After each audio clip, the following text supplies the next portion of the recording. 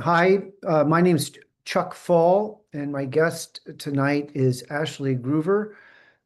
This is a Green Liberty Caucus Oregon chapter, Oregon Greens media event. Um, I'll just, I'll also say that I'm active with a Action Project. Green Liberty is a partner in the Truth Action Project, and our topic tonight is the smoky plumes that we see in our skies that unfolds into these great big wispy cloud cover.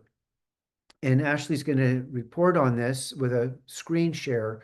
And Ashlee, you're here because the Green Liberty Caucus feels that highlighting this issue is important, and it's one that the Green Party should champion and should take leadership around. And candidates who run for office should run on this issue, on getting accountability for this, transparency for what is really going on, and protection for any whistleblowers that might want to come forth and tell us because they know from being on the inside. This is the Green Liberty sensibility. So I'm going to just read a couple of remarks here that Ashlee, you're working in collaboration with a national advocacy group, Zero Geoengineering, and you have started Oregonians for Clean Air project to repeal Oregon's current weather modification law, ORS Chapter 558, and ban future weather experiments and reduce pollution of climate engineering activities, which include electromagnetic frequencies, or EMFs. At the time of this writing, 10 U.S. states currently have legislation to address this critical issue, with one state, Tennessee, passing it so far. And you're advocating that Oregon do this as well and make it become the next. And Ashlee, you're a volunteer team leader with the Oregonians for Clean Air. And for the past year, you've been building a grassroots movement to introduce a clean air bill in Oregon to address pollution in our air, water, and soil from ongoing weather modification programs and experiments. You're working in collaboration, as we mentioned, with the Americans for a Clean Atmosphere. It's a national advocacy group that's been guiding legislation to ban weather modification in 33 states, and you want Oregon to be next. You are founded on the Oregonians for Clean Air is founded on values of compassion, community, and well-being. And you're not here to incite any fear, but rather share credible information and provide a safe and supportive space for our fellow community members to ask questions, do our own research about weather modification so we can make informed decisions about our health and stand tall in the truth. And it's up to each of us to see that this is brought to an end. You were raised in Oregon, and you spent a lot of your time outdoors, and you fondly remember climbing trees in your youth, playing outside, staring at clouds and not at screens. And you attribute this outdoor activity with early appreciation and connection with nature, and has given you an ability to keenly observe the world around. And in 2014, you began to notice the increase in pollution in our skies and started to ask questions.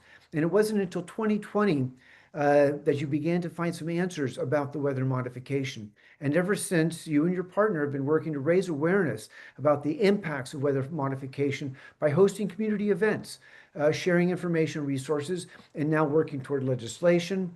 Outside of clean air advocacy, you're a director of a wellness-oriented community organization in Bend. You're a devoted student to the healing arts, including herbalism, Reiki, biogeometry.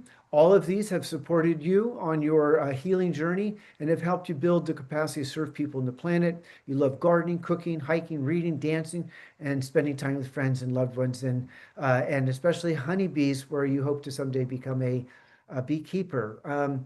Ashlee, welcome to Green Liberty Caucus, Oregon Greens media event. And I'm going to have you share your screen, give us your report. We'll go ahead and remove our video so we maximize our electric conductivity so we get the best image and presentation. Ashlee, add any introductory remarks you would like, say hi to everyone, and then take us into your presentation. Well, thank you for that thorough introduction, and I appreciate the opportunity to connect with this community and to share what information I've been gathering over the last 4 years, really, that I've spent researching this, attempting to raise awareness as through community events and different outreach and efforts. And it wasn't until May of last year when I really stepped into the legislation space. And that's been supported by Americans for a Clean Atmosphere and Zero Geoengineering. And so it's been a long time, and I understand the complexity of this issue. So in my presentation today, I'm going to attempt to distill down what I can. I mean, we could talk about this for hours, days on end, to explain what the issue is, what our approach is, why this movement is important, and provide hopefully some resources. And whatever people take away, whether they're not fully convinced or not, hopefully it just plants a seed that allows people to, again, continue their research and start asking questions. So that's really the goal. And I appreciate the opportunity to be here. So thank you, Thank you. guys. Thank you very much. Please begin.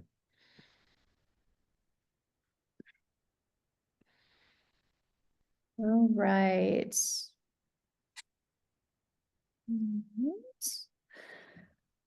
All right, welcome to my presentation here. I'm Ashlee from Oregonians for Clean Air, and I started this project about a year ago officially, moving for legislation to repeal Oregon's current law, Chapter 558, that was actually written in 1953 when we started doing experimentation with cloud seeding, and also ban weather modification programs and experiments.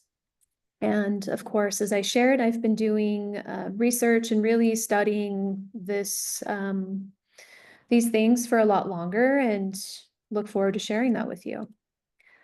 I appreciate, again, the wonderful introduction. I'll point out that this is a photo of me here in 2017, and you can see some curious things in the sky. And I remember this day quite well, hiking out over the Cascades. And even then, noticing what was going on, watching as these trails were making their way across the sky, and what was a blue, beautiful day, the skies quickly turned hazy. The light became very, very bright, as if the UV index almost was higher. And just noticing, and actually before this hike, we had kind of an odd snowstorm as well. So this is me out hiking near Broken Top, one of my favorite trails in the Cascades. And as you led into my introduction, I've always been connected with my environment and surroundings and appreciated being out in nature. And I feel like the time that we're in now, I was probably one of the last generations to grow up without a cell phone glued to my hand. So you know, a lot of people just simply aren't noticing, and they simply aren't paying attention. And I hope that, if anything, maybe this inspires people to just start looking up at our skies and taking note. I'll just share this photo here. I get photos from all around the state, from followers and people in our clean air community. This was received from Powell Butte, which is just down the way from where I'm at in Bend. Early morning, mid-spring, and I remember this day quite well. Again, the sky started out with all of these trails, unusual traffic, and then by noon, the sky was hazy and the sun was being essentially blocked.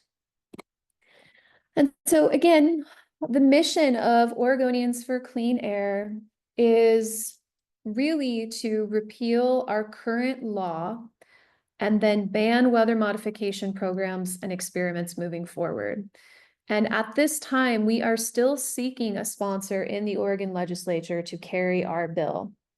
And I want to point out, I think, Chuck, you mentioned in the beginning that there were 10 states.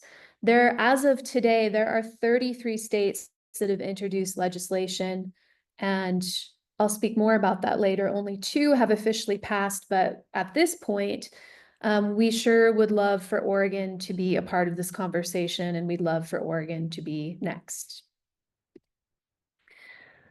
And just a reminder that this work is a marathon. It's not a sprint. There is no shortcut to undoing what has been complete overreach of our federal governments, international organizations, and so on. And we're in it for the long haul. And so far, just in the last year, I'll share, we've accomplished generating thousands of letters from citizens that have been sent to state senators and representatives. We went down to the state capitol and we're able to meet with 7 different offices and actually introduce this issue to them and present the facts and share the data and present a potential bill. So conversations have been underway already. And again, we're still looking for that champion who would carry this bill for us. I have also gathered hundreds of signatures on a petition, and our focus has really been on educating and raising awareness. And as I've shared, I've been at that for about 4 years or so.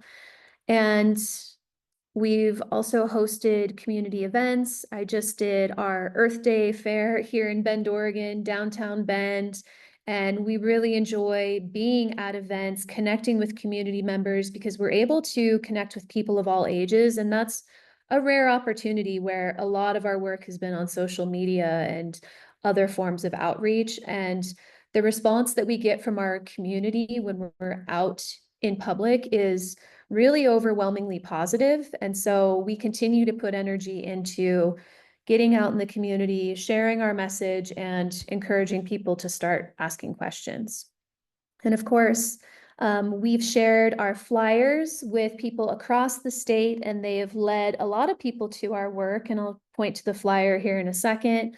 I've just started documenting EMF readings, electromagnetic frequencies, which come from cell towers, smart meters, cell phones, and so on, because I'll speak to this as well. Electromagnetic frequencies are part of the infrastructure that makes weather modification or geoengineering possible. And of course, we've been providing resources and support to the community members. I've had people reach out to me who are interested in helping to raise awareness. They want to do outreach. So I've created templates and flyers and materials for them to share to continue to spread this message and this information in a way that's aligned with our goals. And one of the other big projects that we've been up to is conducting outreach to our farmers, letting our farmers know how weather modification or geoengineering impacts them. And we've been reaching out to wellness leaders, environmental groups, and all sorts of organizations that we hope to form an alliance with, so that, if groups are out advocating for clean water, they probably ought to be looking at this issue if they're serious about having clean water or soil or so on, because it's affecting all of those different systems. And here's a quick glance at the flyer that we've shared, which again, this flyer and really the messaging is what has been key to zero geoengineering and all of these other states that have been successful at introducing legislation. And the messaging is very simple. Do you love fresh air, sunshine, and blue skies? Here's this historic movement that's underway. Community members can actually scan the QR code, which takes them to a page which will generate that letter that will go out to state representatives. And again, those letters have been instrumental in getting us those meetings with our state representatives. So nice and simple, and it's been very impactful. Again, another photo here from Bend, Oregon, looking out over the Cascades. On this particular day, I actually stepped out on one of our hiking trails and just started visiting with community members, just asking them if they had a chance to look up in the sky and if they noticed anything unusual. And what I found as I was hiking up Pilot Butte is where this is located. Most people had their phones in their hands, and they admitted that they just hadn't taken the time to look up at the sky today or on that day. And so it was really telling. And yet I also had some great conversations that left people curious. And again, it's an invitation for people to start paying attention. I want to point to the Oregon Weather Modification Law, which I mentioned earlier. And our law was actually written in 1953. And at this time, the early 50s, many of the states were starting to experiment with cloud seeding. And let's see if I can open this up here. And so this is the weather modification law, which is currently in Oregon. And if anyone's curious about the other states, I would suggest visiting zerogeoengineering.com, and you can look at all of the different state laws that are currently permitting weather modification. And so this is an important piece that would need to be repealed in order for us to move forward on this issue.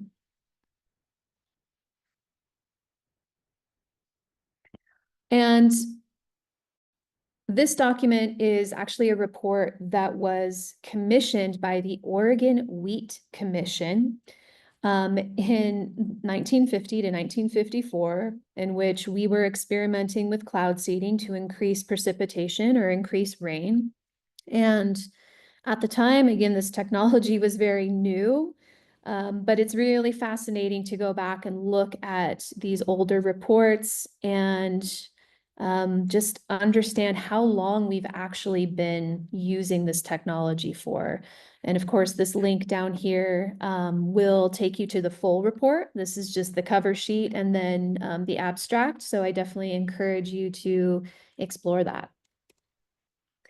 Another article here, this was from 1976, in which PGE actually commissioned a cloud seeding project. And of course, their goal was to increase precipitation so that they could increase the power output from our dams. Well, at the time, there was a huge uproar because of the amount of precipitation and snow. It made travel difficult that year for people across the state. And simultaneously, or I should say, actually in 1972, there was a cloud seeding experiment in South Dakota that went terribly awry. And a flood happened, and it actually, people lost their lives. This is in Rapid City, and this is referred to down here in the corner of this article. And this is from the New York Times, and you can just simply search cloud seeding 1976 PGE, and this will pop right up. And so, you know, there was already a lot of conversation and a lot of fear around the use of this technology, and a lot of concern as it was being misused and people were paying for it with their lives. For anyone who is new to this topic, weather modification, geoengineering, these are all referring to the same things. Geoengineering is really a blanket term for any man-made technology that is altering Earth's climate systems. And the three that I've focused on over the last 4 years are the ones that are in bold here at the top: solar radiation management, cloud seeding, and stratospheric aerosol injection. All of these terms, again, all mean the same thing, and that's us deliberately tinkering with the weather. And I think that the number of different terminologies and different projects and methods definitely add to the confusion.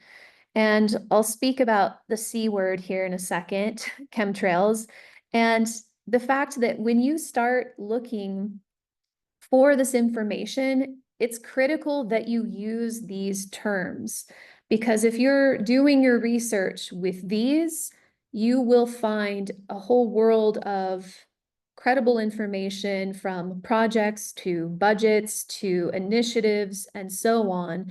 And so it really is important for us to begin to acknowledge these different terms and, work them into our own research. Again, expanding on this idea, we are playing this game. Terminology is everything. And in all of the new initiatives and documents that are coming out from the federal government, there is no mention of the word chemtrails. Even the word geoengineering is being phased out in favor of things like atmospheric chemistry. And NOAA's budget for 2025 for atmospheric chemistry is $6.5 billion. And the work that we're doing in legislation, if we want to change these policies, we have to be laser sharp with our terminology and with accuracy. And as my mentor from Zero Geoengineering has shared, previous motions to ban weather modification have actually been denied when policymakers started going off script and using the C word.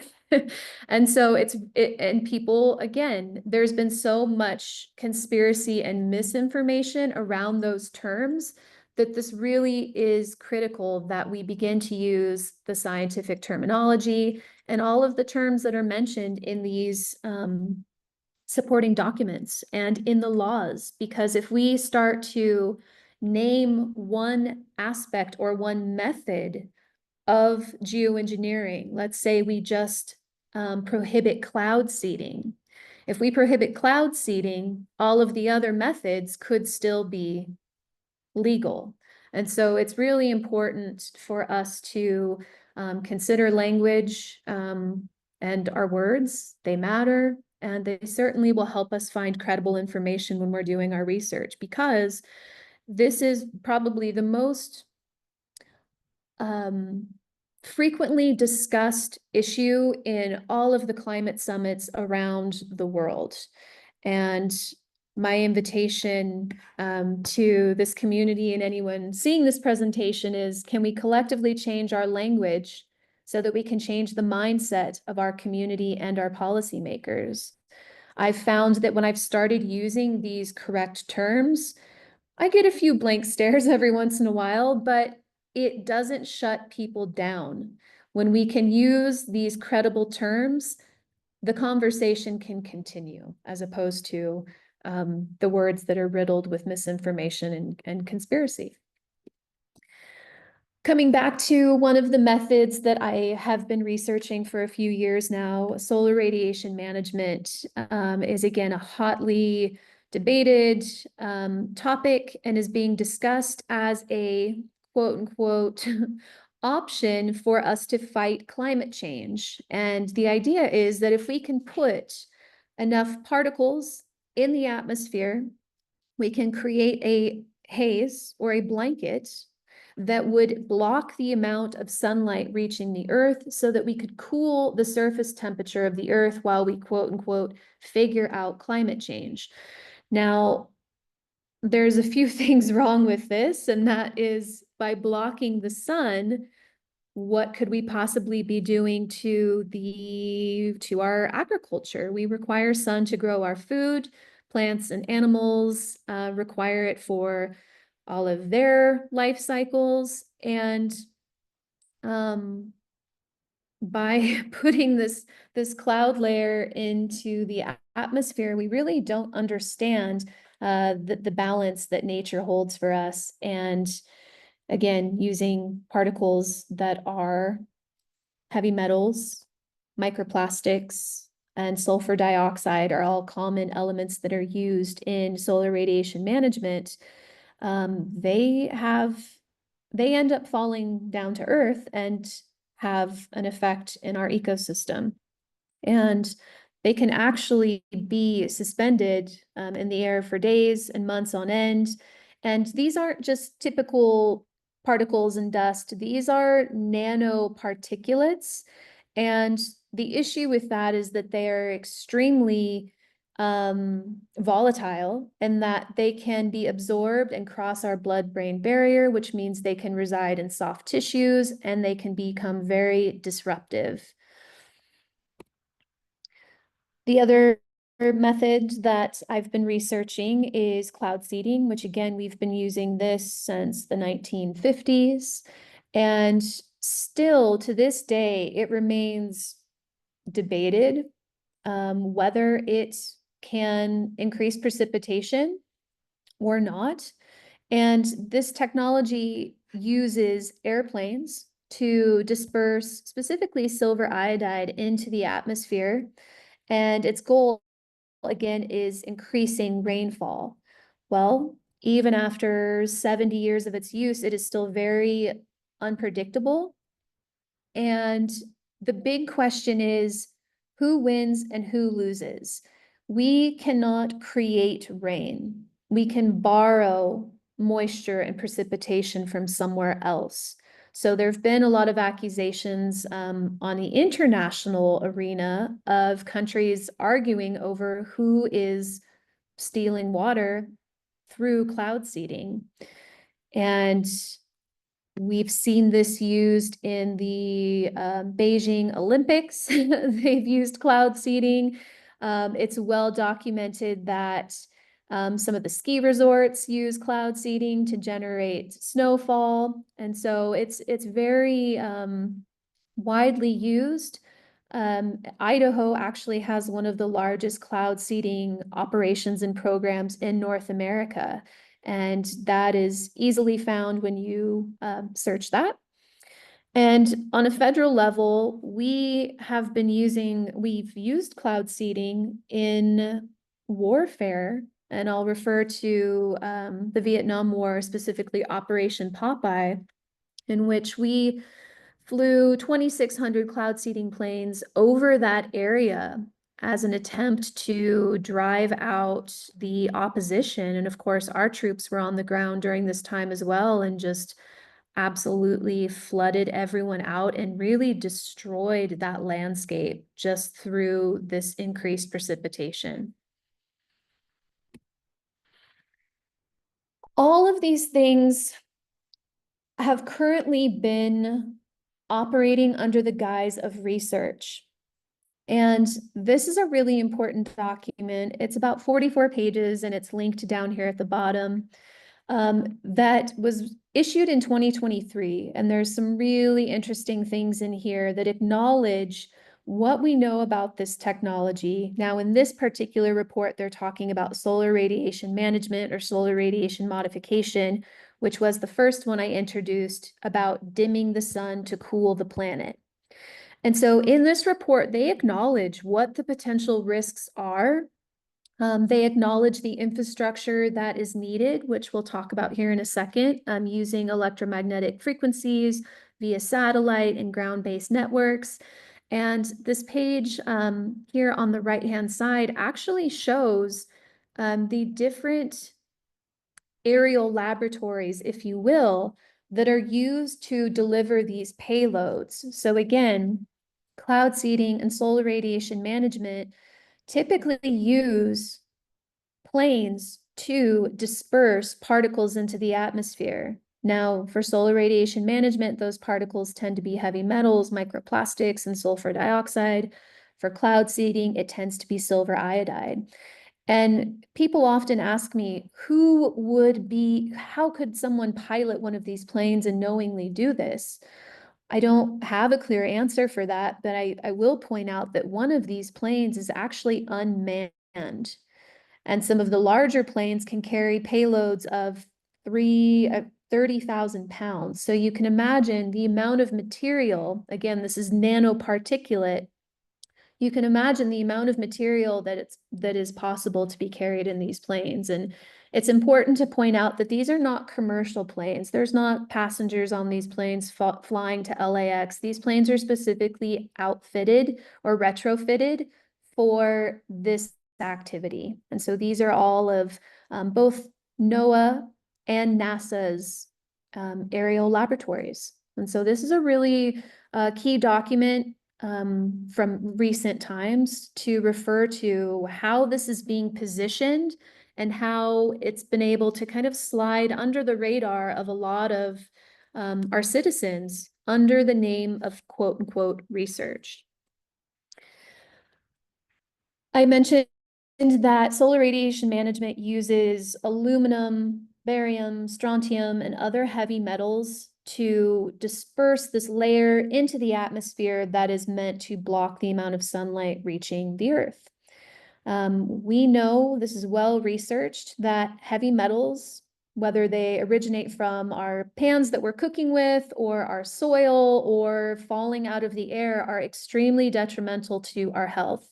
And new studies are coming out every day that are linking heavy metal exposure, heavy metal concentrations in the brain, to neurodegenerative diseases like Alzheimer's and dementia. It's been linked to respiratory issues, hormone imbalance, cancer, heart disease, you name it. I think this is one of the biggest issues that we are facing in our health, and most people, again, just aren't aware of it. So if we can become aware of what we're exposed to from an environmental toxin level, we can begin to take the measures that we need to in our day-to-day to hopefully start to pull some of this stuff out of our bodies, because our children are absorbing amounts of toxins that are far higher than my grandparents, your grandparents, or any of us ever have been. And it's showing up much earlier, from ADHD, ADD, autism, and different things like that.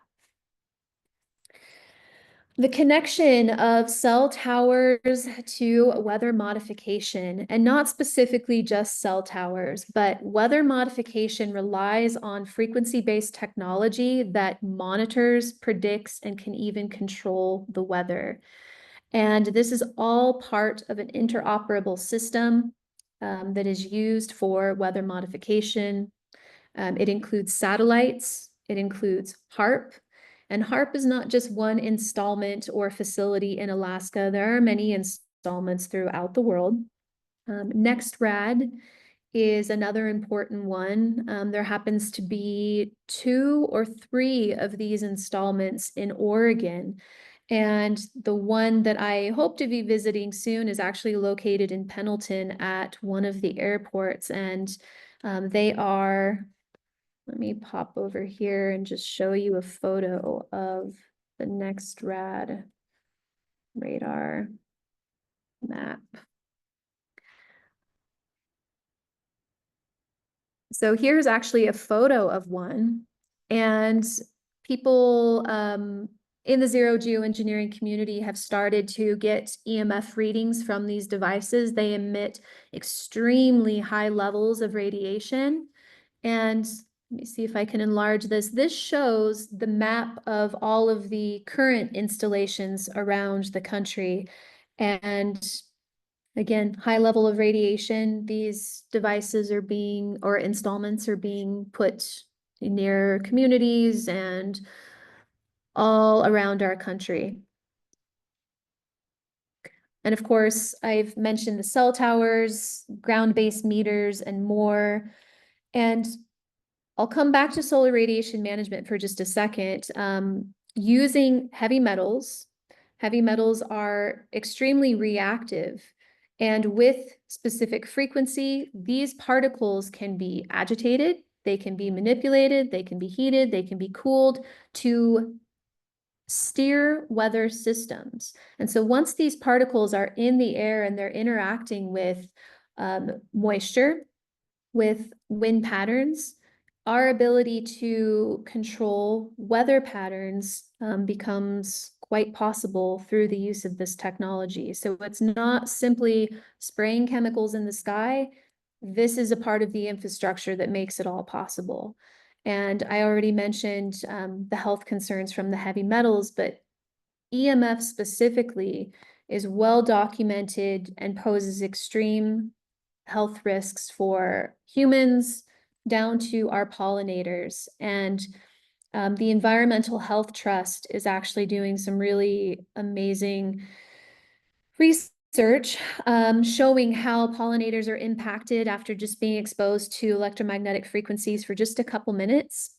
It's showing how it actually distorts their ability to navigate, to reproduce, and so on. And, because we can't see this, it's continues to be overlooked, and it is critical at this point. Whether you take away anything about weather modification, it's critical that we start to address this electromagnetic frequency, which is a form of pollution, that we address it and we consider how it's impacting the environment around us, because we're already seeing the impact of it. As I mentioned earlier, I've started taking readings here in Central Oregon. And on this picture here, I am showing that the EMF reading from this tower, which is just behind the device here, the tower is actually dressed up like a tree. So driving by, you wouldn't even know that it is a cell tower, but it's installed near a school. There's actually a neighborhood right here, and I was standing across the street and was able to get this reading, which is 7.8 milliwatts.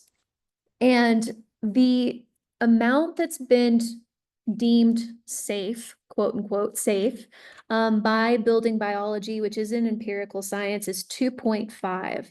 So this is quite high, even from this distance across the road. And again, electromagnetic frequencies are a form of radiation. It's a form of pollution, and it has been linked to everything from mental health issues to reproductive concerns to disturbing sleep and down to damaging our cells. There's a new study that just came out from the Environmental Health Trust showing how just a couple minutes of cell phone exposure can actually impact our blood. And I have that website reference down here at the bottom of the slide. And to point out, again, all of this technology is moving so fast, it is not regulated. And so part of what Oregonians for Clean Air is asking for, and what a lot of these other states are starting to address, is this component. Looking at electromagnetic frequency as pollution, it needs to be regulated. And here is an excerpt from two of the main communications companies. We all probably have these as our cell providers, Verizon and AT&T. Both of these companies acknowledge electromagnetic frequencies, waves, microwaves, ionizing and non-ionizing radiation as a form of pollution for which they are exempt from liability. So I'll just leave that there and invite you to explore that. And again, if this is as detrimental as we know after decades of studying this technology, who is responsible for this? At this point, no one's willing to hold that responsibility. I highly recommend visiting antennasearch.com. I used my area here in Bend, and this is a 3-mile radius here, and there are actually 65 cell towers and 468 antennas within a 3-mile radius. Only 12 of those towers are registered. The rest of them are unregistered. So again, no one's taking measurements on these. No one is regulating them. And we're seeing them go up on near schools, near neighborhoods, on water towers, all over the place. And again, this technology that's being brought, or this frequency that's being broadcast from these cell towers, is far more than what is needed to get 5 bars or 4 bars on our cell phone. So with that amount of output, we can begin to understand just how powerful it is. One of my favorite places in Oregon, Summer Lake. This photo was shared with me from a fellow sky watcher, just showing how the sky is absolutely just filled with this pollution, these dispersions from planes, and you can see how, the blue sky is already disappearing and we've got all sorts of haze happening here. The impacts of geoengineering. Again, geoengineering, that blanket term for weather modification, solar radiation management, cloud seeding, call it what you will, it's all referring to the same thing. And we know after decades of using this technology that it's showing up, the elements used in these programs are showing up in our air and our water and our soil. We know the impact that it has on human health, of course, via the heavy metals and exposure to electromagnetic frequency. We've seen studies in which cloud seeding elements, silver iodide, is actually shown to disrupt photosynthesis in plants and microorganisms by about 80%. So we can imagine if this is being dispersed into our atmosphere, this is how big of an impact it is having on life down here on Earth. There's a lot of discussion right now and concern about the honeybees. I mentioned that I hope to be a beekeeper someday, but I like to think I already am doing this work. Honeybees in particular, again, I mentioned that environmental health trust study that has been done, many studies actually, showing how electromagnetic frequencies are affecting honeybees and other pollinators and birds as well. And there's also studies that have emerged showing that honeybees are showing up with high amounts of aluminum in their bodies, and they're demonstrating some of the same symptoms that we would see with dementia and Alzheimer's. And while this technology is being championed as a way for us to address climate change, if we're putting toxins into the atmosphere to dim the sun or to bring rain to areas that need it, it still isn't addressing our consumption or our use of fossil fuels and other technology. It's really just adding fire to fire, if you will. It's also disrupting the rain cycle. This in particular, cloud seeding, I mentioned who wins, who loses. I would say the winner tends to be the person with the larger budget to conduct a larger cloud seeding operation. And we have a lot of countries who have actually signed an international petition to stop geoengineering. And the United States is actually really kind of a bully in this. And so we have a lot of smaller nations who have already started to stand up and speak up on an international level. And it's important that we all do.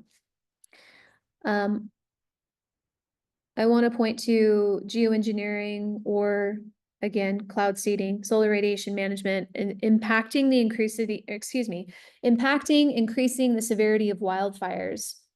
I'll speak to solar radiation management in particular, with the use of the heavy metals. Those heavy metals are affecting the tree's ability to uptake nutrients. The heavy metals are also extremely combustible. And so suddenly we've turned our forests into a matchbox in which you hear a lot of accounts of firefighters describing how these fires are behaving in recent years and how quickly things are just incinerating. And this is definitely a huge concern. And I believe geoengineering is definitely contributing to that. On a whole, we're seeing severe weather events around the world, even around the country. Most recently, I think Texas, there's a headline that there was cantaloupe-sized hail there. So again, if we are tinkering with weather systems and weather patterns and the jet stream, there will be a whiplash to that in the same way that I mentioned with cloud seeding. If we take water, if we take moisture from one place, what is the fallout? What are the consequences of that? And I think we're seeing that play out across the country and across the world right now. And again, having all of these particulates and things circulating the planet, there is evidence that it is damaging the ozone and, of course, our most fragile ecosystems. Coming back to the state legislation, I mentioned that 33 states have introduced legislation. At this time, today, only 2 of them have passed. And Tennessee was actually the first state to pass their legislation last year, July 1st.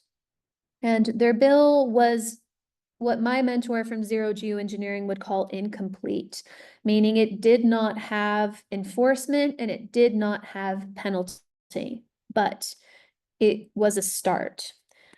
Florida actually just passed their legislation about a month ago, and I believe it's set to take effect in July, and they were the first state to introduce enforcement and penalty. So Florida's bill is a little bit better than what Tennessee started out with, and we see a whole variety of different language in all of these bills, and I'll share that here in a second. But again, to have 33 states advocating for clean air, recognizing pollution, not just from the particulates that are used in geoengineering, but also from electromagnetic frequencies, this is huge. And for Oregon to just be sitting over here silently claiming that we care about the environment, it's time we be a part of this conversation. State legislation, as I mentioned earlier, it is a marathon. It's not a sprint. And why we have chosen to focus on the state level is because we have the ability to make an impact in our communities. All of our work has been through grassroots efforts, stepping out into the community, hosting events, attending events, going to the farmers market, connecting with people in forums online.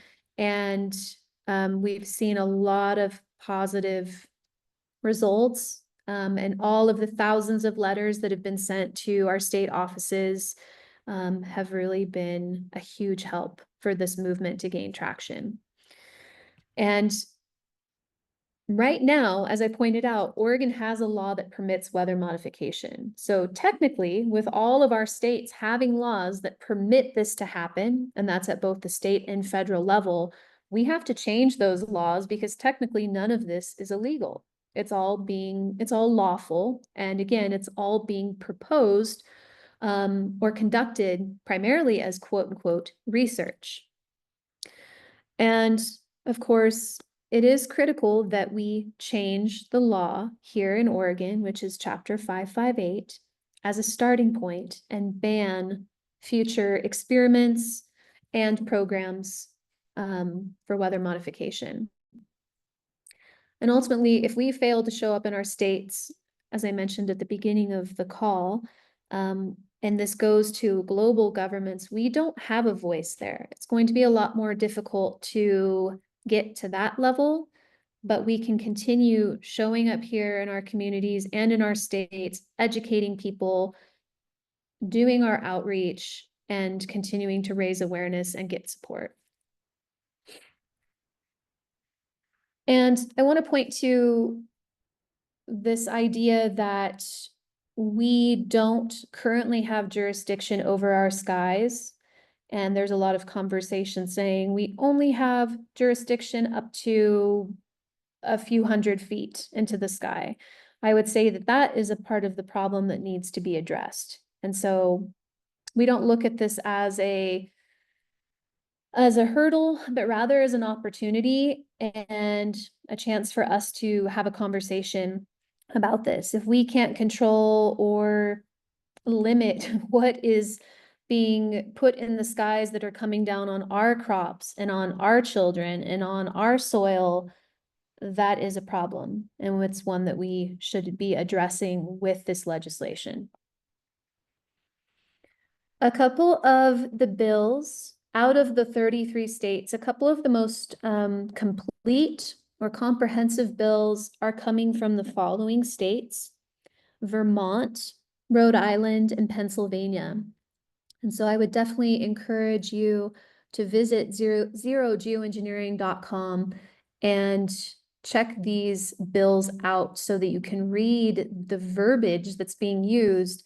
Again, not just addressing the dispersion of things from planes, but also the use of Some mentioned smart dust and artificial intelligence and the different radiation frequency-based technology. So these are very thorough bills that we could look to model after.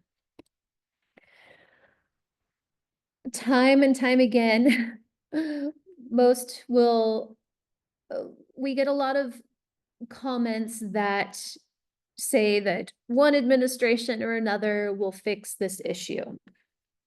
I wish that was the case. However, nearly every administration in the last 60 years has promoted the use of weather modification, whether it's been during wartime or as ongoing research. And so using just the last 3 administrations as an example, these are some of the key documents that have come out that have opened the door for this technology to continue. And so I remind people that, again, this is not a party issue. I do believe that there's a lot of opportunity in that this could be something that unifies us. Maybe that's idealistic, but it's important for us to understand just how big this is, how long it's been happening, and the amount of resources that have been going into it, including our own tax dollars. So these are 3 very important documents here in the last 15 years or so that show what has been happening up to that time. They show research and all sorts of different things. So I definitely recommend checking those out.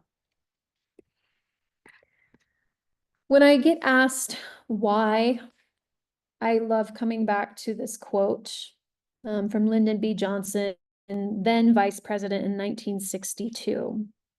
And to sum it all up, why would we want to control the weather? I think he sums it up here as he who controls the weather will control the world. And this has been talked about since the early 60s, using satellites, using this ground-based technology again through electromagnetic frequencies. And that really just continues to be what we look to. And I think it's hard for us to often wrap our mind around why anyone would want to do that, but we can just let this quote speak for itself. Again, more on the topic of the WHO, the US Global Change Research Program has been implementing these weather interventions and experimentations for decades. It was founded or established in 1990 and includes all of these different organizations. Owning the Weather 2025, this is an 800-page document from NOAA outlining, again, atmospheric chemistry. So we're deviating from the word and the terminology of geoengineering and weather modification and getting very specific with a new brand, if you will, of the same thing. This current budget is $6.5 billion to continue carrying out their experiments, in expanding satellites and again, ground-based operations or monitoring devices like NextRad, which I spoke of earlier. And so if you can bear 800 pages, or you can even find some of the highlights here at zerogeoengineering.com, Owning the Weather 2025, very important piece here. There are many people and different groups who are currently doing different forms of advocacy and activism. And so I wanted to take a moment to just highlight some of the well-known groups or individuals who are doing this important work. Of course, I shared that I am aligned with Zero Geoengineering. They have been advocating for state legislation, and they have been behind guiding these 33 states to introduce legislation, and it's all been done by citizens like you and me. And what zero geoengineering does is provides the steps for citizens to lead these movements and initiatives, to do the outreach so that we can connect with our representatives here at the state level and then introduce the bill. Zero geoengineering actually works with those representatives as well to coach them through this process. So they have a lot of experience with lobbying, again, both at the state level and for many years at the Capitol as well on the federal level. Dane Wigington of geoengineeringwatch.org, such an important body of work. I will say that when I first watched the dimming documentary in 2020, that catapulted me into this work. It brought me the answers, or at least a string to follow to begin to find this research and find this information. And so he has put decades of dedication and resources into researching, gathering soil samples, air samples, putting together credible research, and advocating for awareness, reaching a critical mass of awareness, he often says. And so he has been on the trail, just educating community for decades now. And I definitely recommend, if you have not seen the Dimming documentary, please give it a watch. It's so important. It summarizes decades worth of research, and again was a huge push for me to step into this work and a call to action. Raynette of Save Our Skies has formed a group that is focused on serving notices of liability. And they're actually in the process of forming a legal team. And the idea is to serve these notices of liability to some of the biggest perpetrators of geoengineering, whoever's carrying out all of these different programs and experiments without the consent of citizens.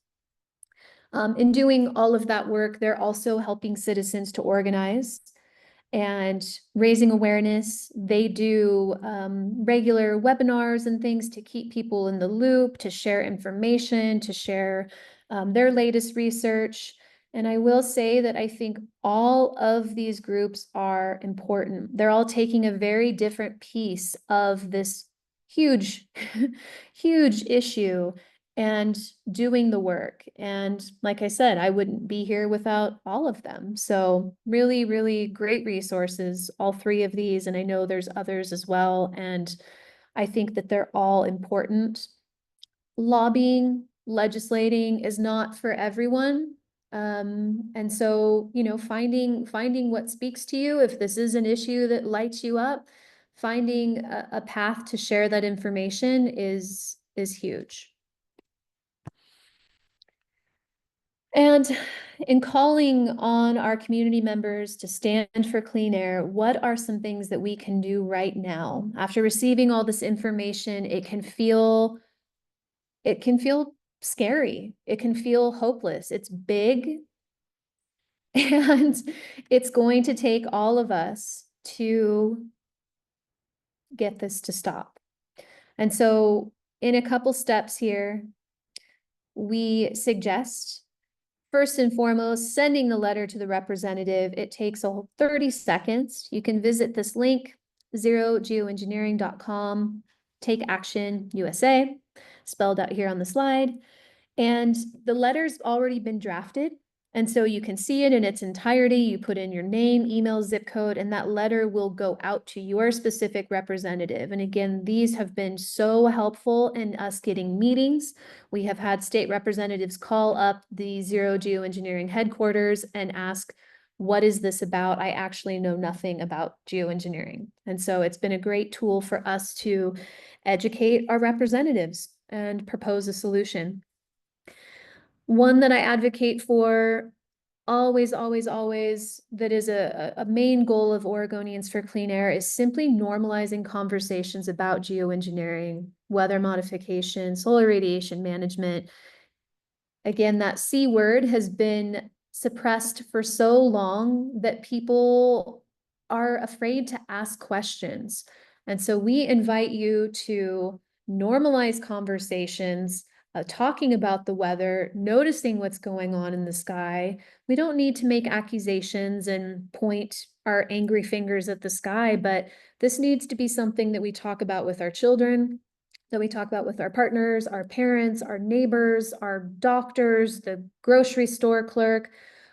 I invite you to just notice how often we're talking about the weather.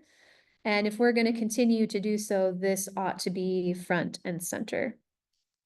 Of course, we always advocate for seeking and sharing credible information, knowing your rights and standing up for them. I know we want a leader who will advocate for us, but we have the gift of the Constitution in this country, and I do believe that it's up to us to maintain that and stand up for that. And Oregonians for Clean Air always advocates for kindness. I know, again, this can be a hot issue for a lot of people, but we have found that when we can show up with a smile on our face, people are a lot more receptive to the information we're sharing, even when it is a hard pill to swallow. And so kindness always, always. We advocate for taking care of your mind, body, and spirit, focusing on wellness. If we know that we're exposed to all of these toxins, we need to be taking the steps to rest and recover and detox and all of those things. And of course, join the clean air community. Know that you are a part of a global community of millions of people around the world who are standing up and speaking up against weather modification to which we do not consent. And up until now, it's really been myself and my partner and a few volunteers who have helped share flyers and gather signatures in the community, and we always could use more support.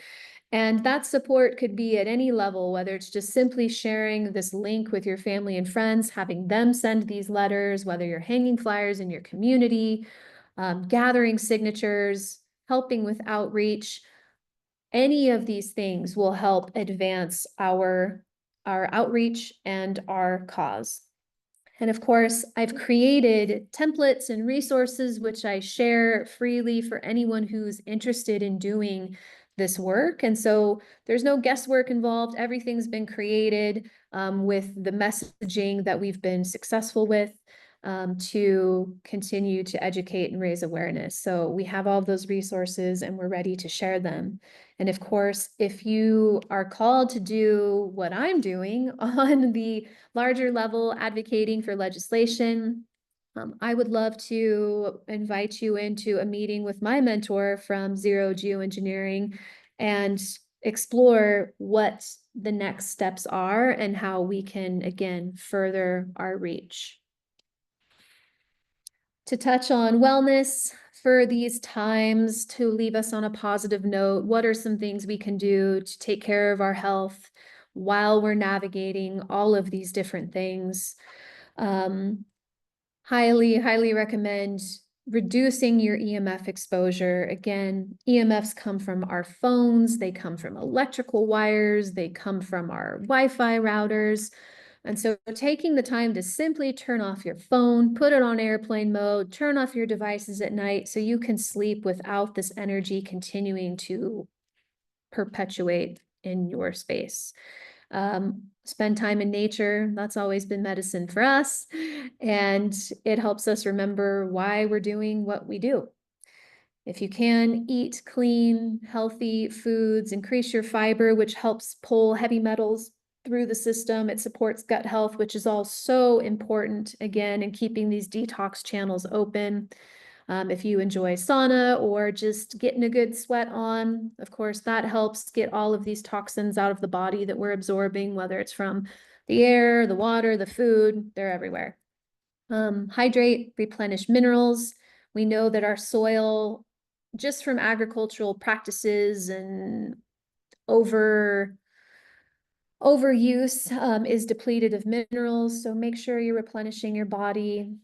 On days when there's a lot of stuff in the sky, a lot of spraying in the sky, I always make sure to take binders, and you can talk to your doctor or your practitioner about what that could mean. These are a couple helpful binders that can grab these toxins and actually pull them out or excrete them from the body. Other detox aids include cilantro and spirulina.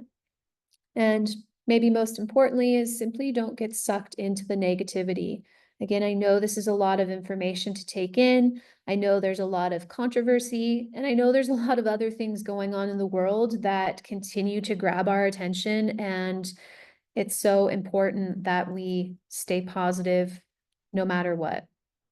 And whatever we can practice to reduce stress in our lives, whatever that is for you, whether it's going out for a walk, spending time with loved ones, make that a part of your daily practice. And of course, in the end, visualize, pray, meditate, whatever your practice is for the world that you want to live in, for the world that you want your grandchildren to inherit. I do believe that's as important as any of these other things as well. And finally, some of the resources that have been key in our own work and hopefully will carve out a pathway for you to do your own research are listed here. I mentioned a couple documentaries, The Dimming, which is available at geoengineeringwatch.org. And also Frankenskies is an amazing documentary detailing every aspect of weather modification or geoengineering. So that's a very important piece as well. These are, again, some of the organizations that have been doing this work. Zero Geoengineering is a treasure trove of information and is probably some of the best research available, and it's all free to access. And I highly recommend visiting that as well. And in the end, I believe that there is a bright future for us all. And if we can work together, there's a lot of opportunity for us to put aside the things that divide us and ultimately carve out a positive path for our future. And so I just want to thank you for your time and for your willingness to receive this information. And if you have any questions, you're more than welcome to reach out. You can follow us on social media. We invite you to share your photos of the sky. We have received photos from all over the state. We receive questions from all over the state, and we're always happy to have that conversation with you, and just know that your observations, your questions, are held dearly. You'll never be judged, and there will always be a friendly face on the other end. So thank you guys so much, and I hope to connect with you soon.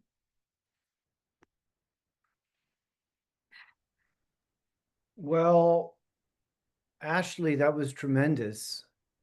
Um, um, that was huge report, and I'm kind of feeling awestruck, I guess, by your how responsible you were to the topic. And um, this is a Green Party. This isn't a Green Party. This is a Green Liberty Caucus, Oregon Greens. There is a movement in the world, and this is a topic that not just it's not the response, as you say, it's nonpartisan. And 40%, 30% of people are not registered in a party, actually. They're independent, not affiliated. But certainly we need people who run for office to take up this issue. And I think it's a winning issue. And I'll remind any viewers, especially Green Party viewers, that we have a 4 pillars: nonviolence, peace, grassroots democracy, ecological wisdom, and they say social justice. I say justice. And you communicated ecological wisdom in your closing counsel around how to navigate this as an individual and as a family. And I'll just share. I mean, I invite Mark Wallace in, and we can do some question. And we're going to close. We're going to end our recording at we got 40 minutes to talk, and then we're going to have a hard close on this and just end the recording for that purpose. But this, you were invited because one, Susie kind of prompted this, and the Green Party, I would argue, has a responsibility, given their ecological wisdom pillar, to put this up there. And someone could go to a convention, the next convention, and you have to do this, a month before, put your request that, Green Party of Oregon, Pacific Green Party endorses the repeal of this weather modification law. And it's interesting that you observe that it's passed in 1953. And it's the legal predicate. Even though these airplanes are flying across state lines, that law under the state system creates the cover for this to be, as you characterize, as legal. And because they would say everything that we're looking at and witnessing is technically research, which is a big lie. But so Susie has her hand up, and Mark, you could go to the next convention with a request for a resolution. And theoretically, Ashlee, we could share the video that we've already recorded, so she doesn't have to show up and repeat it, but she could conceivably come in as a guest and make the appeal and get the endorsement of the Green Party of Oregon, and accomplish something. I mean, technically, the Dems should do this, the Republicans should do this, the constitutional, all these parties should embrace this for the reasons Ashlee just explained.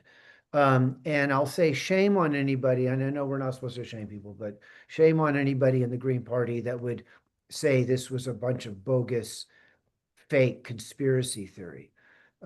Shame on them, and who would think that and say that. And people have said that. I'll tell you. I swear, Boy Scout honor. I've experienced it in emails, and shame on them. So, Susie, thank you for getting Ashlee to connecting us with Ashlee and getting her to come here. What if share out? What do you think? What are your questions? Well, Karen has a thought, so I'm Karen, good. Please. Well, hi, Ashlee. I just wanted to thank you for this presentation, because I think it's so clear and clean and precise and to the point, and easier for people to assimilate compared to some that I've seen that can scare the wits out of people.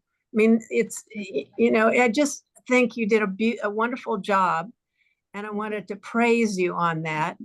And Susie and I were talking that you're only 2.5 hours from Ashland, and maybe sometime we could get you down here, because we have had a fairly an interest in it, and we're trying to generate more interest. And we're still having trouble connecting with the Facebook page that was started 10 or 15 years ago.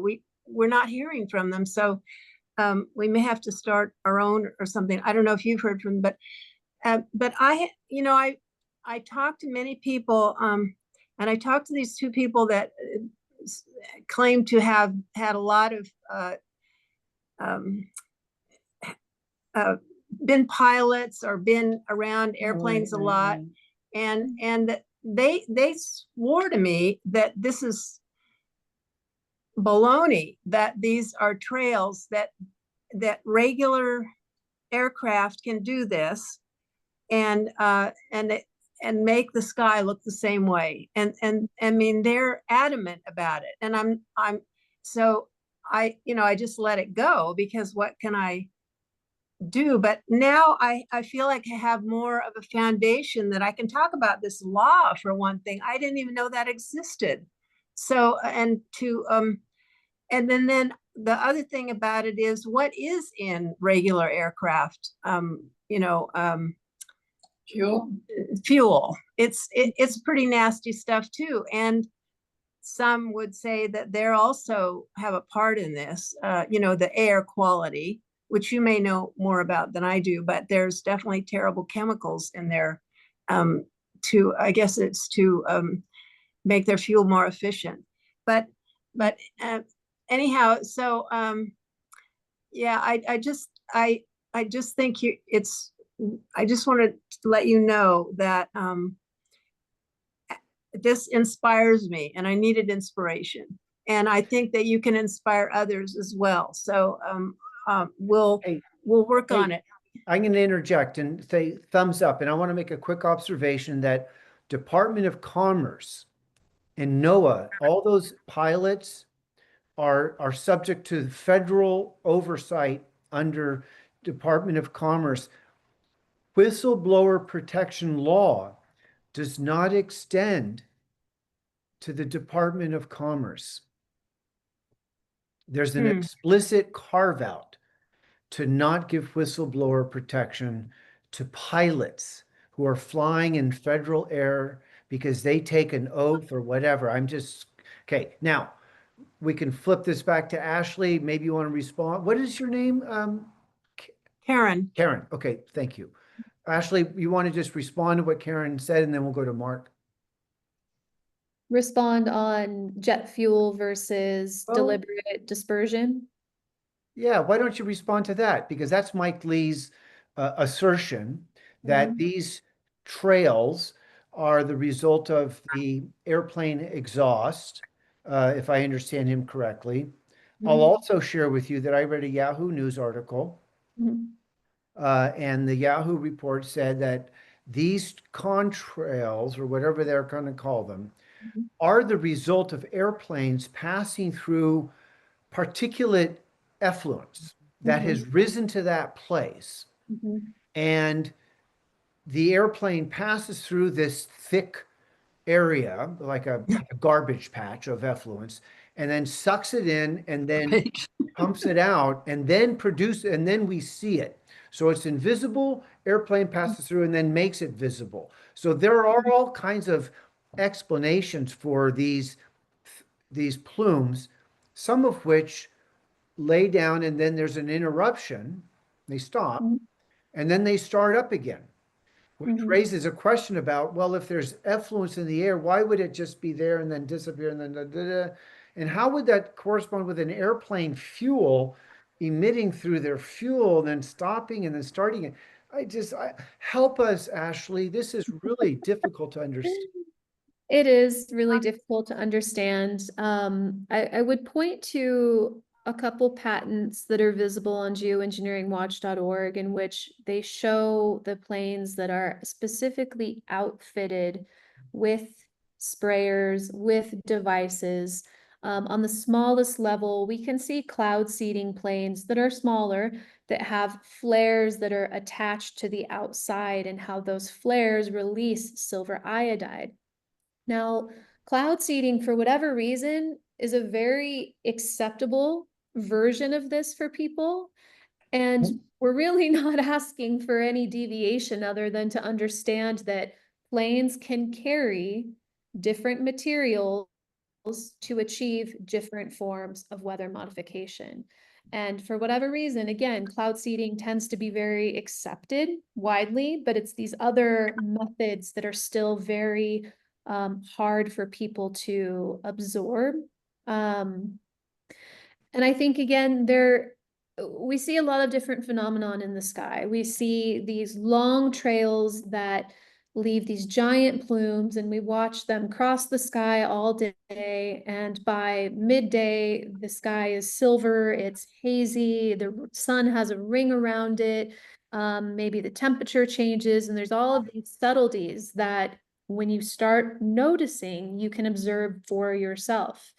We also see the short trails, which you might call contrails that just have the little tail behind the plane and then they disappear. And we don't see a long standing cloud formation that, you know, turns into a number of other things. So there's a lot of different things to navigate here, and it's a deep dive.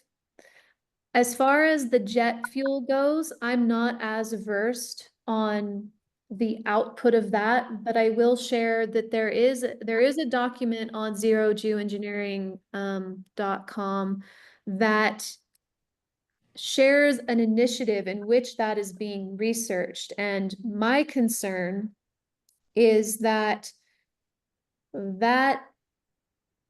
effort to research the jet fuel will discredit what is happening with geoengineering, and that it's happening simultaneously. And I think the implications with the jet fuel is that we could see restrictions in commercial flights or in passenger flights, the same way that we would DEQ limiting our travel for cars.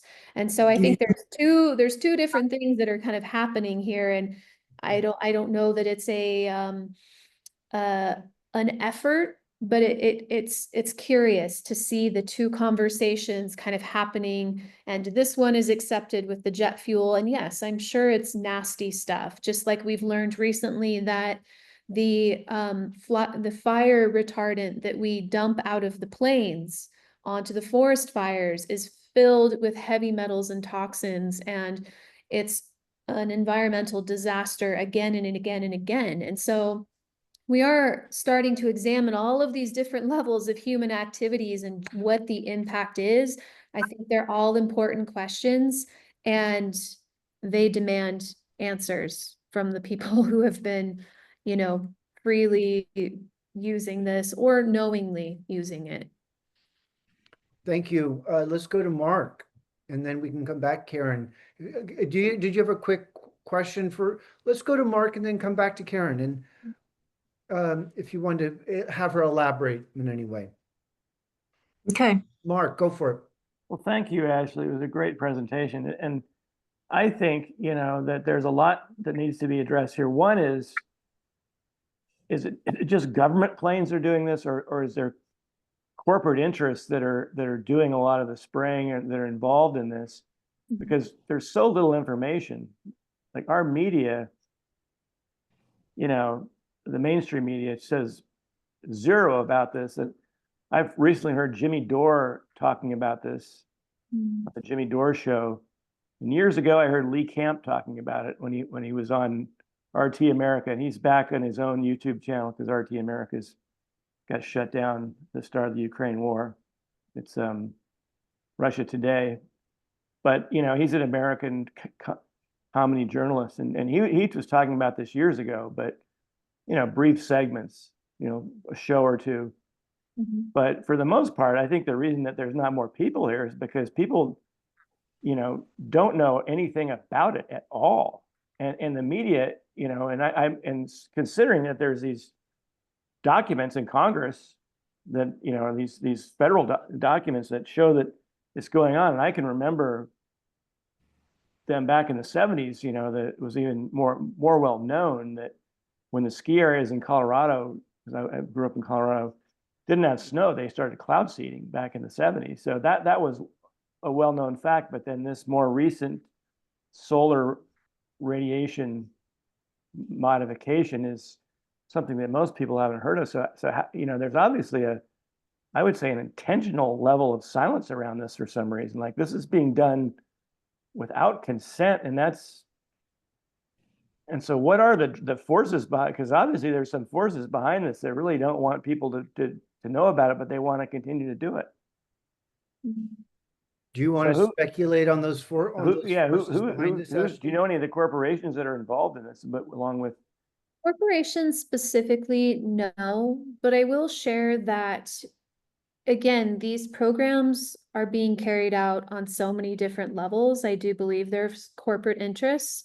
I do believe that, as you mentioned, there's states, there's who are doing this. There's universities who are conducting research as well. And then there's the federal government, and then there's international programs too. And so we could go all the way up to the top to the United Nations, and some of the most industrialized countries in the world are some of the biggest perpetuators of this technology. And so I can't say specific corporations, but as fast as this technology is moving with the implementation of artificial intelligence is already making its way into weather management or weather modification. So and when that happens, I don't know what the future looks like. It's going to be a lot harder to wrangle that beast as that continues to grow. And the challenge that we face is that this technology is moving so fast, be it weather modification, be it artificial intelligence, electromagnetic frequencies, communication, satellites, and so on. We can't keep up with it from a regulatory standpoint. And so, you know, for the average person, I mean, we're all out here probably working full-time jobs, myself included. We have families. We're literally just trying to survive, and that takes all of our capacity to do that. And so, you know, to expect the average person to be able to digest the amount of information that I just even shared, or the amount that it takes to really wrap your head around how big this issue is and how powerful this technology is a lot. And most people don't have the bandwidth to do that. And so, you know, it's one of our great challenges, but I try to consider it an opportunity to distill this information down into these bite-sized pieces, because, you know, we can easily dive down the rabbit hole, and that's enough to make your head explode when you start considering the potential of is this all to control humanity? Is this to control, again, alluding back to that quote from Lyndon B. Johnson, to control what? To control the food supplies, to control how we move around the planet, where we go on the planet. There's so many factors. And if you continue to zoom out far enough, I think you can see it's quite diabolical. It's quite large, and it's a lot for us to even, you know, conceive a solution. And yeah, I think it's as you were sharing, Karen, that you know, a lot of the presentations you've seen have just made your head want to explode. And and I remember that was the first time that I watched some of those documentaries, is it literally was soul crushing to me. Like I was devastated watching that, and acknowledging that this level of manipulation or just sheer negligence could be happening, and how it was impacting. And you think of the people that you know who are sick, and you wonder, is this part of it? And suddenly things just start to unravel. But for me, from that unraveling, it gave me clarity. And I don't want anyone to have to go through the dark night of the soul to get to this place where you can understand this. But you know, it's really, it's something that we have to face sooner than later. We have to help each other through this. We have to make this information accessible, even if it's just, you know, the bite-sized piece about the electromagnetic frequency. We all have cell phones in our hands. We can all relate to No, I don't. how amazing, how you know, quickly this technology has come into our lives, and no one's really stopped to question the effect on it, or the effect on us and our environment. And so there's a lot here to digest. And for my work for Oregonians for Clean Air, the only way I'm able to be in this space as often as I am and have these conversations is by focusing on the positivity, by focusing on the connections that I make with people like yourself that show up with curiosity and show up with questions. And, you know, to be at these community events, like I was sharing, that I get to talk with high schoolers And I get to, I see and I feel their fear and their hopelessness. Well, what do we do? And I feel hopeful that this is a path forward, you know, to raise awareness, to change these policies, because that's what we have the gift of doing in this country, should we choose to do it. But it takes us being engaged, and it takes us supporting each other and realizing again that this is not a party issue. This is something to bring us together, as crazy as that might sound, but I really do believe that. So Well, that's beautiful. Alright. And we should go I'd to like to Karen. touch Do on you have one a- more thing. Mark, go was ahead. You're talking about, you know, cell phone radiation, and I would say 5G, because 5G, you know, is something that I remember back in 2018, 2019, there was a lot of scientists around the world were He's signed looking, some letter saying this is really dangerous, and they need to do a lot more research on it before they, you know, you start using 5G. Mhm. And YouTube had, you know, there was a scientist that was on Democracy Now, and then people like Lee Camp, of course, were sounding the alarm. And then all of a sudden, if you do a search on YouTube to find those videos, you can find them if you're very specific. And you know, but it's very hard to, because most of the videos you're going to get on 5G say that there's no evidence that it's bad for your health. There's you know, it basically says, well, there's no proof, or you Yeah. know, or it's safe. But basically, corporations really control our government, and they want 5G, obviously, for lots of reasons. But this seems to be like it's part of that whole picture, where it's got a corporate plan behind it, so, you know, and it's because they don't want to stop doing what they're doing. You know, they want to be able to continue to pollute and everything else, and dump tons of carbon into the atmosphere, and run lots of cars, and have lots of wars that dump lots of fossil fuels out there, but then Yeah. somehow modify the weather at the end of the day. And then obviously, you know, it's going to cause all these other extreme weather events, etc., harm to, you know, the bees, harm to our health, etc. But you know, they're not looking at that, because they don't care. Humans are disposable to the wealthy.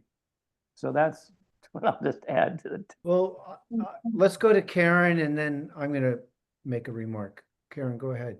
You have a reflection? Do you have something to inquire? well, I think, I want to say that first off, that Ashlee is in the right place at the right time, and we're here to support her. And you know, you're a wonderful spokesperson, and this is the time right now. This is the time of full disclosure.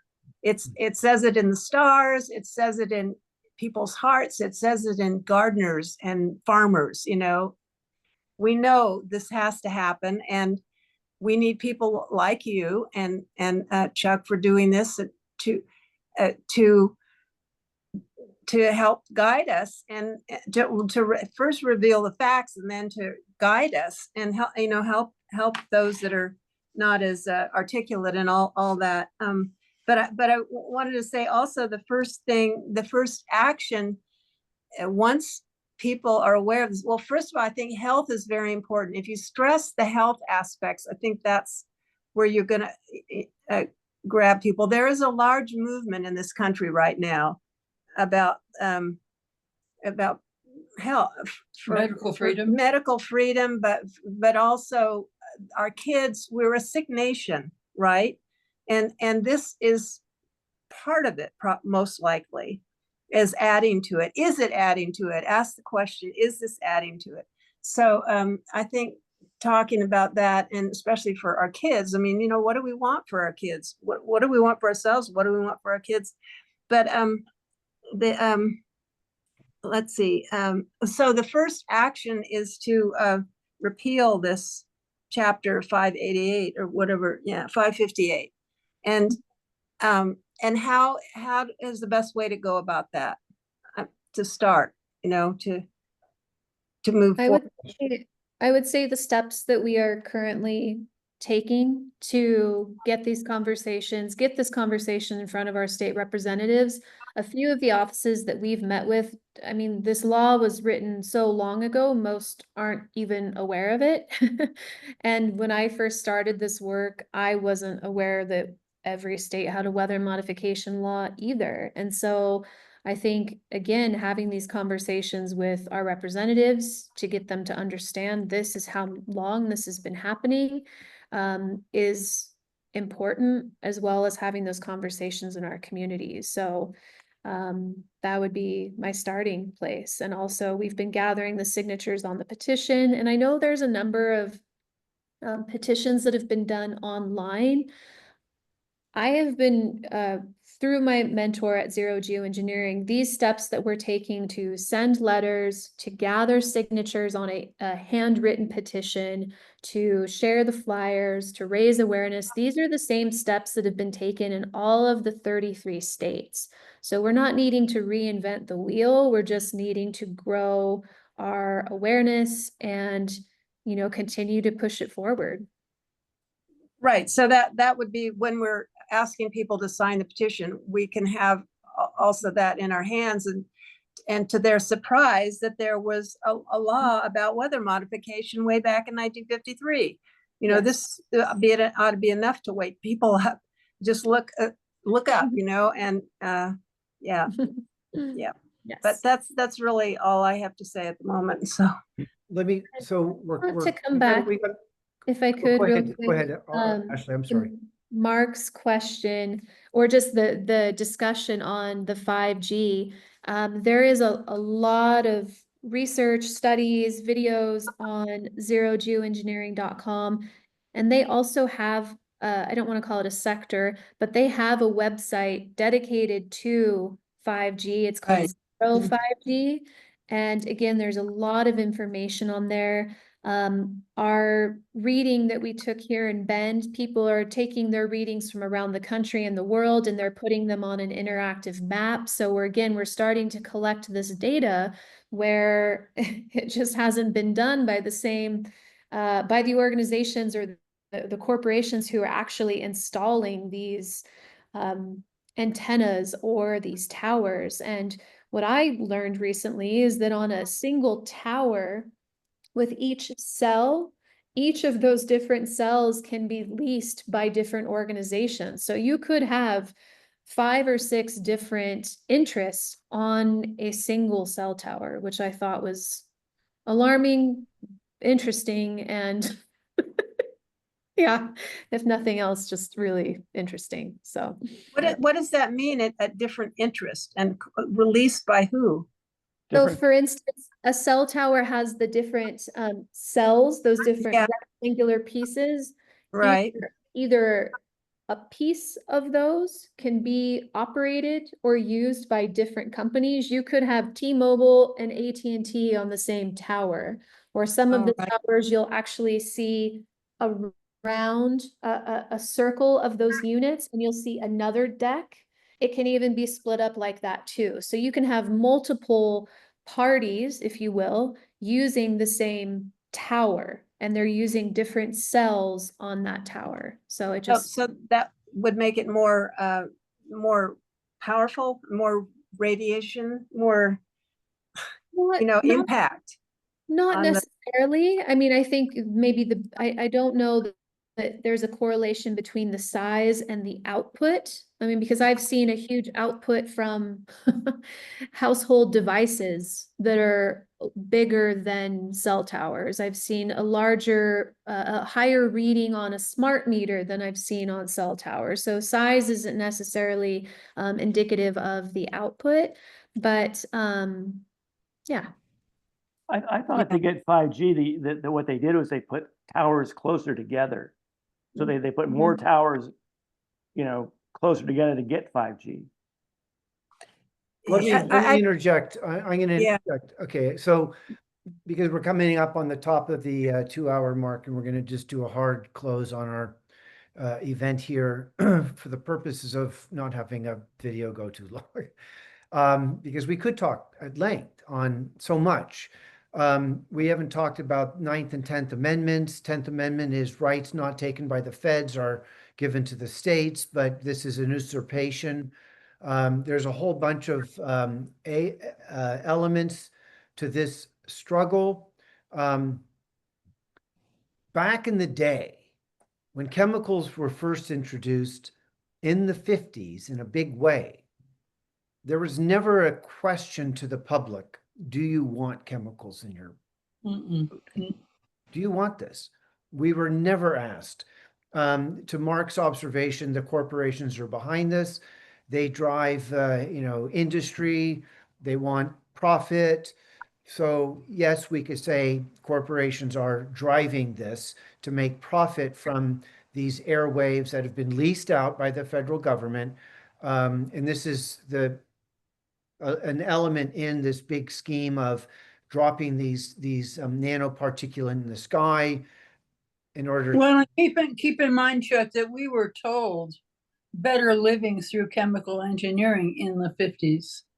Okay, we were given promises. We were propagandized that this is all a virtue. Right. We I were would- advertised to. Okay, I accept. That's good. Thank you very much for that reminder.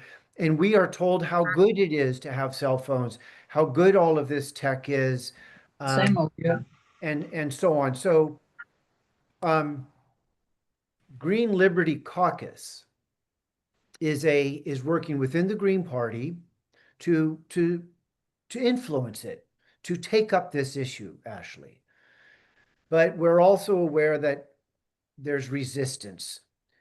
We don't put all of our eggs in one basket. We work outside the Green Party to advance the Green Liberty sensibility. And you are expressing the Green Liberty sensibility because everything you've shared is marked by a demand for accountability, for transparency. Certainly you support the rights of a whistleblower to not be prosecuted. But again, Department of Commerce covers a lot of this, and that's not afforded there.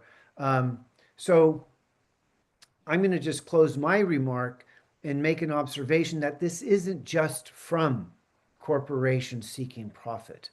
This is about the federal government passing laws that create a technocracy that is running this practice, that has now extended its influence and power into this global world, as you allude to, Ashlee. And so our struggle, this is one, you're actually, there's multiple tips of the iceberg in this resistance movement, but we have to resist this. We have to educate on it. And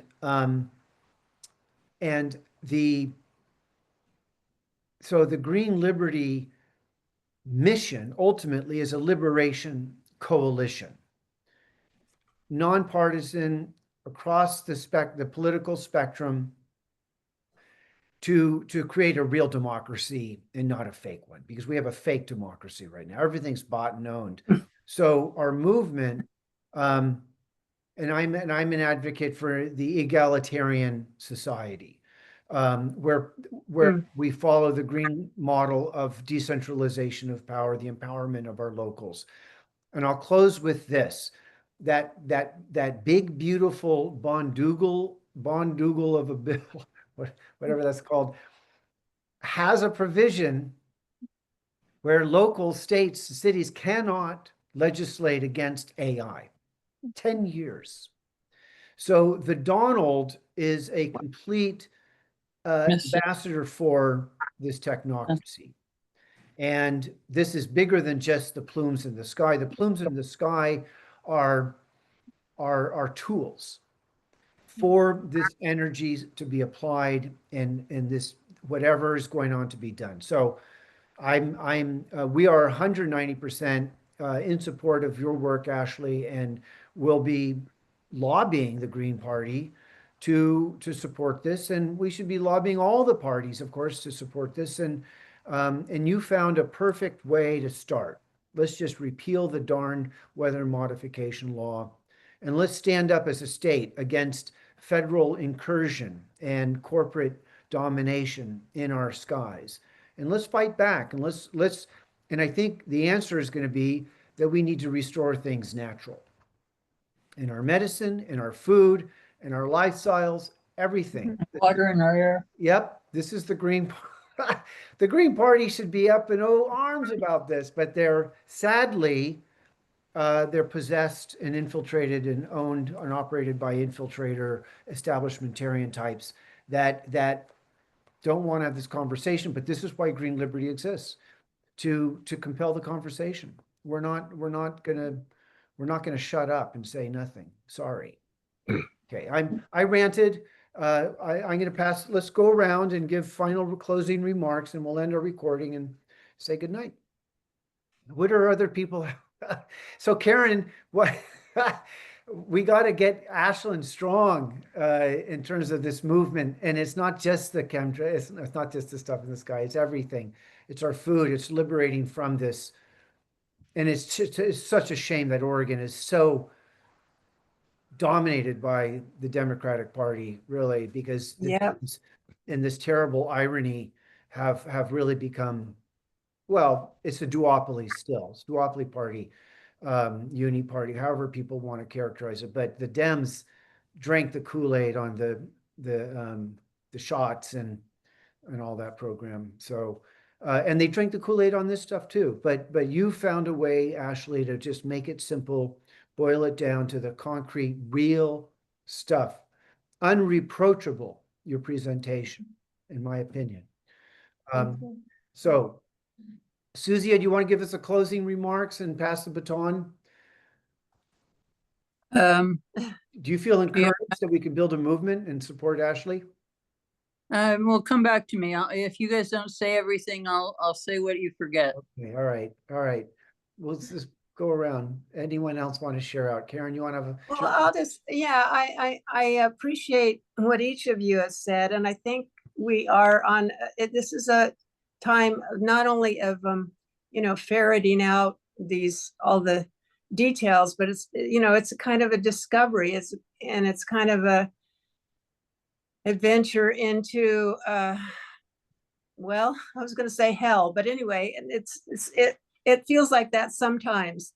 But I want to say it's an adventure into heaven, because I want to restore heaven on earth, because I think that's what can be here and what is here in reality. And so I second everything you said about that technocracy, and I firmly believe that's what the big hand is that's grabbing us. And I appreciate, and I think as far as 5G and that's a study in itself. I mean, it's huge right there, that whole part of it, but it is a big part of it. And Ashlee, I already told you that I appreciate you so much and your presentation, and we're going to take advantage of it. Yes. Thank you. Thanks for doing this, Chuck, too. Yes.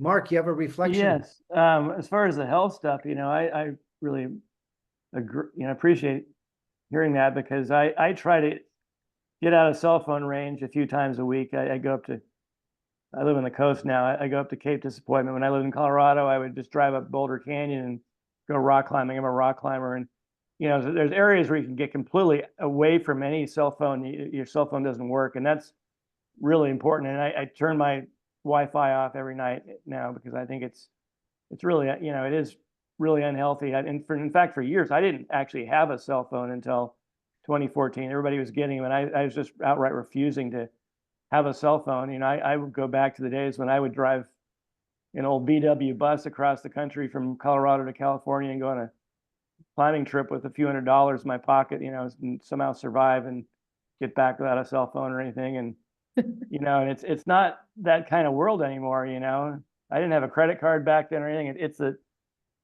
the way what this society has become is so, corporate, and it's, people don't understand. I didn't understand when I was younger the importance of eating organic. I mean, I eat organic, and it's very good to hear about these things that could detox heavy metals from your body, because the older you get, I think the more you realize that your system doesn't work as well, and it's probably been compromised by heavy metals and other things that get in your body that are hard to get out of there. So thank you so much for all the information that you've shared. Thank you, Mark. Susie, you have one final remark? Yeah, I will step in. I gave up my cell phone 3 years ago. I'm not at all disappointed. And I've been in this since I was born. My mother didn't immunize and we were organic. So I've Yeah. been into natural my entire life, and I'm not always your best listener because, well, I've heard it all before. Mm. And I'm getting just a little bit tired of the same old collecting signatures, writing letters to your representatives and all this stuff, because I've done it over and over and over and over again. And the results right now don't look all that encouraging, right? Anyway. Well, So much she's for that. ready to take legislation. Hand her the legislation in her hand and she'll walk it in there for us. That's what she's ready to do. Oh, I see. Well, Totally. I mean, I've been in touch this week with both Jeff and Pam, our senator and representative, and haven't heard back, but they're busy till the end of the month, I understand. So there's that. Timing is important too, I think. I think this has all been our past, the fact that we're old ancient activists here. This Yeah. is what we were preparing for. That's what we know how to do too, really. Right. Well, so Ashlee, do you have a final remark for the listener here? Yes, I just want to thank you all again. If you've made it through this point in the presentation and you're still curious, please reach out, oregoniansforcleanair@gmail.com. You can follow us on social, share your questions, share your photos. And I understand the frustration, Suzia, with, sending letters and making calls. And there may very well be a point where we have to turn a different direction. And I am new to this lobbying and legislative work, relatively in the last year. And, there are other efforts that are forming in terms of, community protests and things like that. I mean, I don't want to advocate for chaos or anything like that, but um, we may have to step up our efforts. I mean, I have a hard time personally going to work and sitting here in my office, looking out the window while this is going on and being a productive human. And so at what point are we going to reach that breaking point to where we're called out into the streets and we refuse to pay our taxes because our tax dollars are going to systematically poisoning the planet and the environment? So And each other. Don't forget we poison each other as well. That's the worst of it, I and think. so I deeply empathize with, you guys being in this work, and I didn't grow up with organic. I had to learn, through my own health issues that, to find a more holistic way of being. And it's sad, and yet maybe there's an opportunity in that for us to continue to teach the younger generation that these are choices they can make and should make. And whether it's eating healthy or eating clean or, taking to the streets to advocate for change and stopping this insanity of weather modification and implementation of AI. I mean, it all has to be done, and we just need people to start paying attention. And I don't know what's going to light the fire for the masses to get them to be called to action, but I know that every single time I come to a space like this and I get to share that more people are affected, and that shockwave or that ripple, I should say, continues to go out. And that's what we're here for, is to affect that change and share this information. And I just appreciate the opportunity to do so. So thank you Well, guys. that qualifies Thank as you so much. that's a Mhm. big amen from you. And Amen. so this has been a Oregon Greens media event. I'm Chuck Fall with the Green Liberty Caucus. We're a chapter in Oregon, and I'm also affiliated as a partner. The Green Liberty is a partner with the Truth Action Project, which is a grassroots 501c3, and it does political truth work on a number of issues across the spectrum. And I am going to try to cross-post this interview with you at their Rumble site to get some attention as well. because this is truth work that you're doing. And that's what Green Liberty is, basically the intersection of political truth with liberation efforts. And so, thank you very much. We're going to end our recording and we can chat a little bit afterwards. Thank you, everyone.